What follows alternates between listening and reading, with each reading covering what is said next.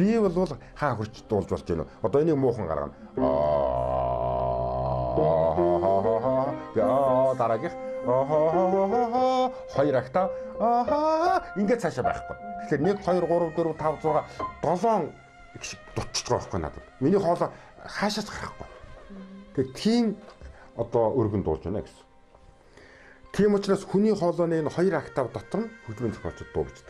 Тэгэхээр чимээсээ гинт зориг гаргаад өөрийнхөө одоо хоолойг тушиж үзээд 3 актав дуурч байгаа байна л да. Хоолой дуурч байгаа юм байна.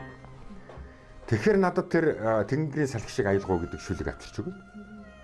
Тэнгэрийн улам шиг аялгау гэ. Тэгээд чи 3 актав дуу хийж байхгүй. Би хизээж 3 актав дуу хийж үзээгүй. Шаардлагач байхгүй хүнд болохгүй юм чинь. Тэгээд чимээсээ шахуулаад нэг ая хийж өгöd гологдоод тэгээд дараагаар нэг ая хийж өгöd болж байна гэ. Тэгээ өөрөө бас жаахан хей хоо юмнууд оруулаад. Тэгээ ингээд л одоо дуу болсон түүхтэй.